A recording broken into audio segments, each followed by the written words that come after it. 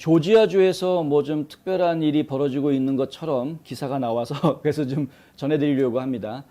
바이든 대통령이 범죄를 다루는 방식이 이 국민들한테 굉장히 많이 좀 불편한, 상당히 걱정스러운 그런 모습을 보여주고 있는 것을 저희가 알고 있습니다. 실제로 상당히 많은 대도시에서 살인범죄 그리고 폭력범죄, 특히 총기범죄 이런 것들이 급격히 늘어나고 있는, 작년도 그렇고 올해도 그렇고, 작년은 이제 팬데믹 영향으로 블랙 라이브스 매터 시위 때문에 그랬다 하더라도 올해에도 그것이 기울질 않고 수그러들지를 않고 오히려 더 올해도 더 그 범죄율이 더 올라가고 있는 이런 모습들을 보이고 있는 상황에서 작년부터 지금 경찰 예산 삭감 문제가 계속 이야기가 되고 있는 것이죠. 시위대들이 그 얘기를 계속 하고 있는데 한마디로 얘기하면 미친 짓인데, 그 미친 짓을 본인들은 알고 하는 건지 모르고 하는 건지 잘 모르겠습니다만 하여간 범죄자들이 득실거리는 나라를 만들겠다라는 이 잘못된 주장들에 대해서 과감하게 대처하지 못하고 있는 조 바이든 행정부에게 불만을 품을 수밖에 없는 것은 국민들뿐만이 아니다.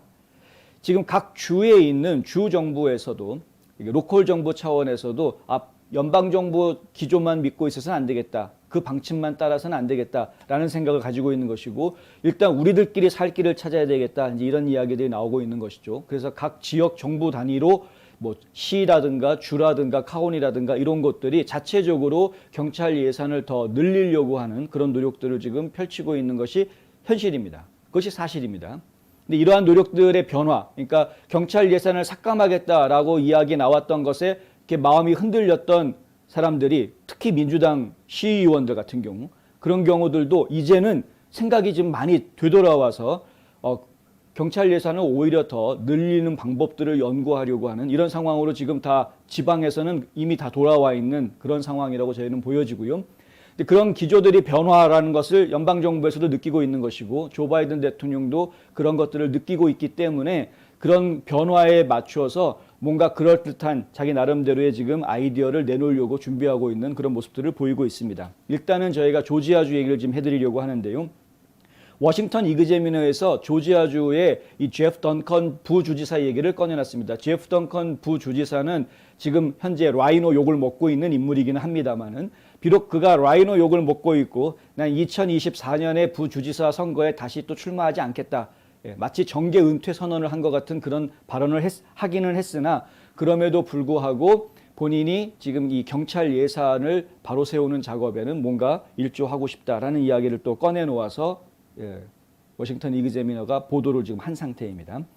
아무도 어떠한 해결책도 가지고 있지 않다고 느꼈다. 나는 시민과 기업들이 직접 자신들의 문제에 기여하게 함으로써 지역사회에 힘을 실어주는 세금 공제 프로그램을 만들 수 있었다. 무슨 얘기냐 하면은 연방정부든 주정부든 혹은 시에서든 정부 차원에서 경찰 예산을 더 증액해 줄 수 있는 방안들이 나오고 있지 않으니까, 결국에는 정치인 입장에서 정부가 이렇게 경찰력에 직접적인 자금 지원을 해주지 못한다면 차라리 민간인들이라도 스스로가 경찰들을 지원해 줄 수 있도록 도와주는 정책을 만들어야 되겠다라고 이야기한 겁니다.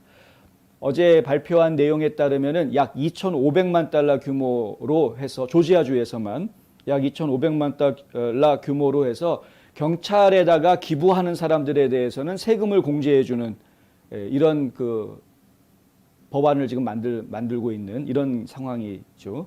그러니까 일반 시민들이, 기업들이나 개인들이 경찰에 기부해주라 이겁니다. 경찰에다 기부해주면은 그러면은 그거를 세금 공제를 해주겠다. 그 세금 공제를 해준다라는 이야기는 주정부에서는 이제 주세를 공제해준다라는 이야기가 될 것이고요.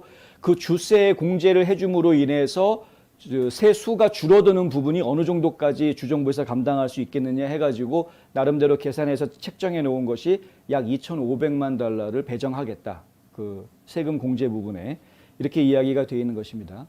그러니까 지역 경제, 지역 사회의 어떤 치안 문제에 좀 더 깊이 마음을 쓰시고 계신 분들이 계시다면 조지아주에서, 그러면은 경찰에다가 기부하시면 되겠습니다. 그러면 세금 공제 혜택을 받으실 수 있는 상황이 지금 어차피 세금 낼 돈 경찰들한테 준다라고 생각하시면 되는 거니까 마음의 부담이 없어지는 것이죠. 근데 주 정부 입장에서는 세금으로 받을 돈 민간인들이 직접 경찰에 주게 하겠다, 이제 이렇게 된 것입니다. 덩칸 부주지사 같은 경우에는 과거에도 본인이 주 하원 의원으로 있던 시절에 이런 비슷한 일을 한 적이 있었는데요. 시골 지역에 있는 병원들한테 이런 식으로 기금을 주면은 세금 공제를 받게 해주는 그런 법안을 제출한 적이 있었습니다. 그러니까 이거를 병원판에서 이제 경찰판으로 판을 바꿔서 내놓았던 것이죠. 이런 이야기들이 지금 조지아주에서 관심을 받을 수 있는 이유는 애틀란타에서 벌어지고 있는 심각한 범죄 문제 때문입니다. 그러니까 지금 케이시아 랜스 바럼스 애틀란타 시장 같은 경우에는 전국적으로 민주당에 관심을 받고 있는 인물로 급부상했지만 본인이 시장 출마 안 하겠다. 이제는 이번 임기로 자기는 끝내겠다라고 이야기를 한 상태여서 오히려 또 주목을 받는 상태가 됐고요.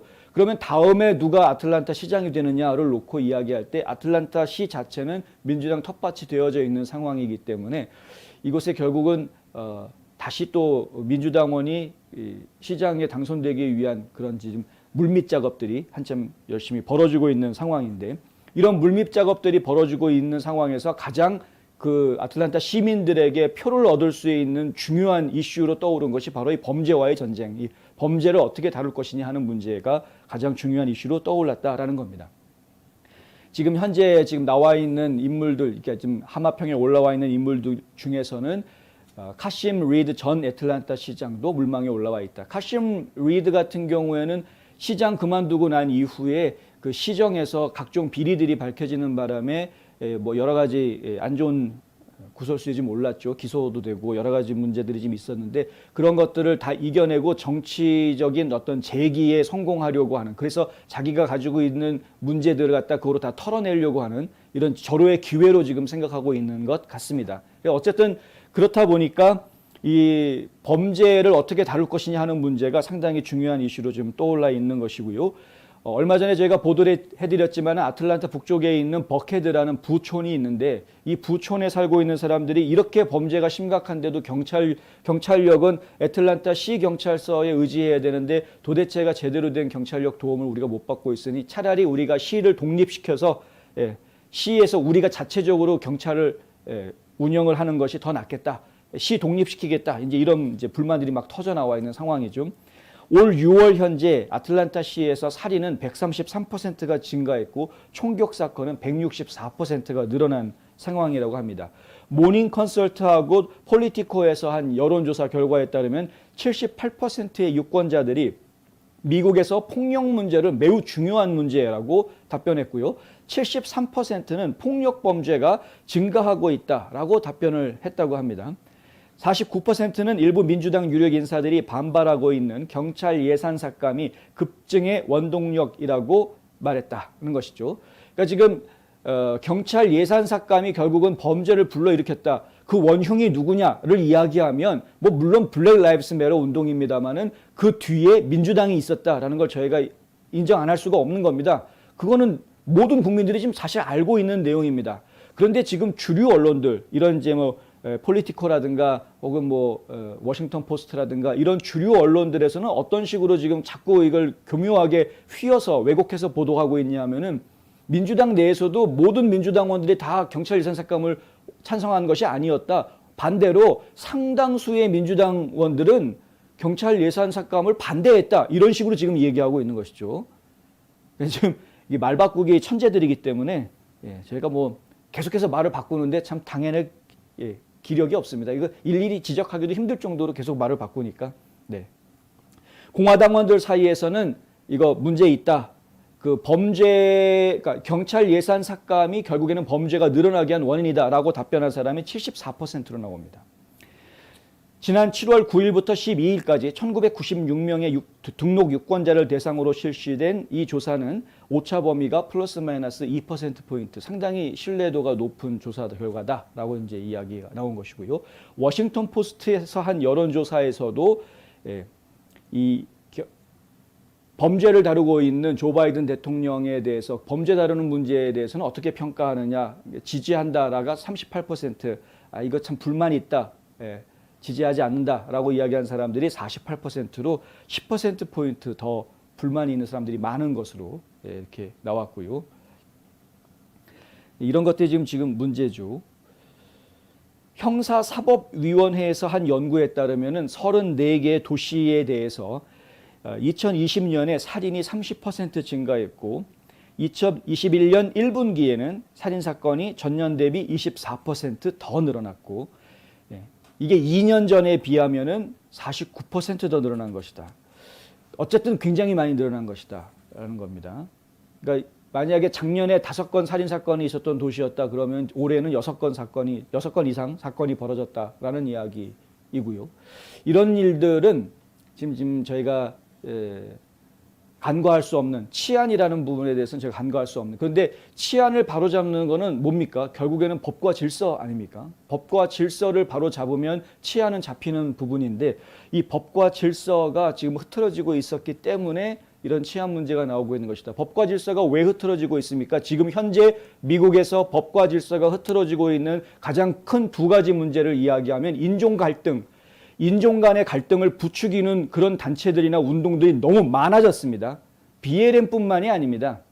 BLM뿐만이 아니고 요즘에는 이제 아시아 증오범죄라는 이야기를 꺼내들면서 아시안 단체들 AAPI라고 이야기하죠. 에이시안 퍼시픽 아이슬랜더까지 해가지고 이 아시아계 이민자들을 옹호하는 그런 옹호 단체들도 지금 굉장히 인종차별, 인종분열을 부추기는 그런 모습들을 자꾸 보이려고 하는 그런 지금 그러니까 인종분열적인 인종 간의 갈등을 만들어내려고 하는 이런 모습들, 이것이 지금 미국 사회에서 가장 범죄를 부추기고 있는 중요한 요소 중에 하나인 것이고요.